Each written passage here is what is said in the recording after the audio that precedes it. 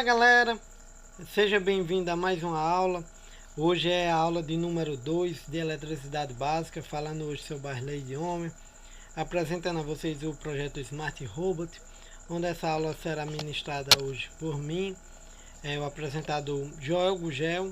Prazer, sou estudante do curso de Engenharia Elétrica do campus da UFESA, Caraúbas, Rio Grande do Norte.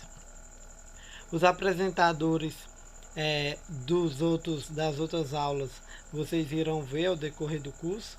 Temos nossos orientadores, que é o professor Dr. Valber Medeiros Lima, e nosso outro professor, que é o coordenador do projeto, Jackson Simões, doutor, ambos na UFCG,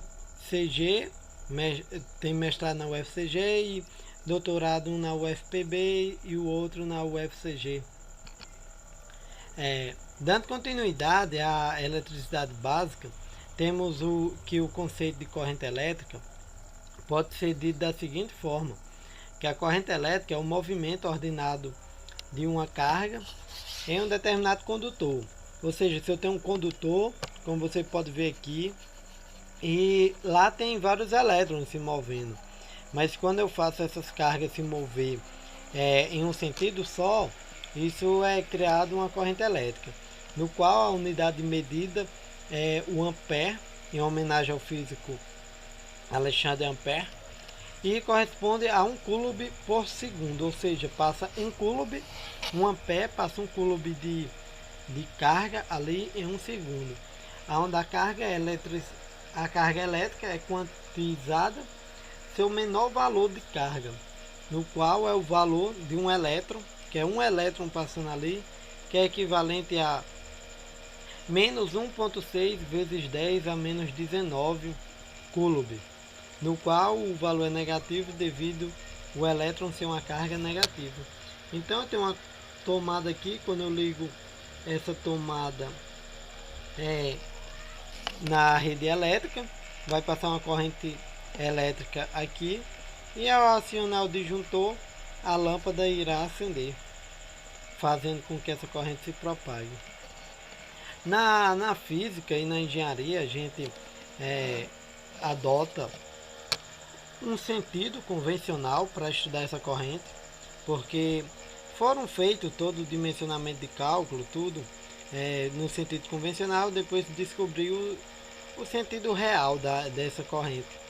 Então, a gente tem que o sentido convencional é o deslocamento de elétrons que ocorre do polo positivo para o polo negativo do condutor. No caso, eu tenho o polo positivo da bateria, os elétrons saem e vem até o polo negativo. Já o sentido real, que acontece mesmo, é o contrário, porque os elétrons, como é que eles vão sair do polo negativo para o polo positivo. Mas isso é uma questão de adotamento mesmo. O que vai mudar é só o sentido da corrente, apenas o sinal. E a gente tem que a resistência elétrica,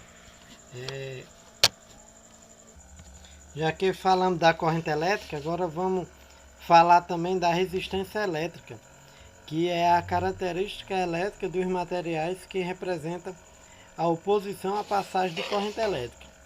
É representada pela letra R e a unidade é o ohm.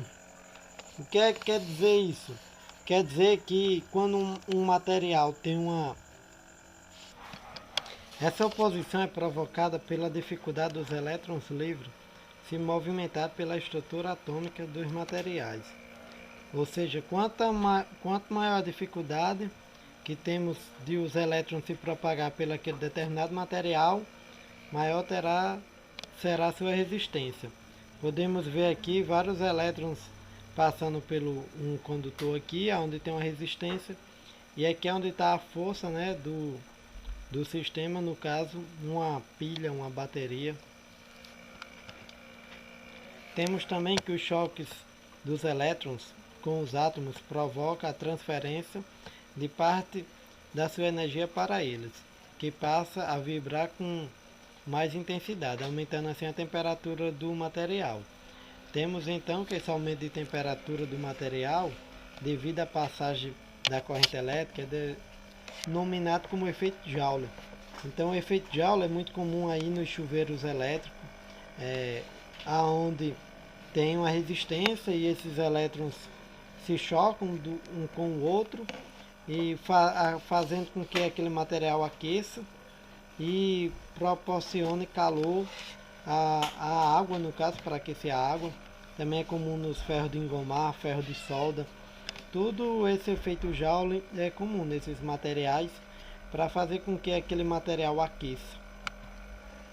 Temos então, por definição, a primeira lei de Ohm é uma relação entre a corrente, tensão e a resistência, no qual temos com que essa equação, que é a diferença de potencial, a tensão, né, em um determinado circuito é igual à resistência daquele circuito, naquele ponto, vezes a corrente que passa nele. Então temos aqui, ó, que a tensão, aqui 12 volts, é igual a resistência total desse circuito aqui, no caso calculando a resistência equivalente, como está em paralelo aqui, você faz calculando somando o inverso dessa resistência e depois calcula o inverso tendo a resistência equivalente, vezes a corrente que passa nesse circuito aqui, vai ser igual a essa tensão. Temos também, com essa lei de Ohm, você fazendo a analogia aqui, isolando o I ou isolando o R, fica bem fácil de se entender. Para você, tendo dois desses valores, encontrar o terceiro, gosto de utilizar assim, eu desenho um círculo, aonde eu coloco V, I e R.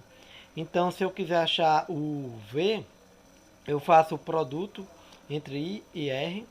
Se eu quiser achar o I, eu faço a divisão entre V e R.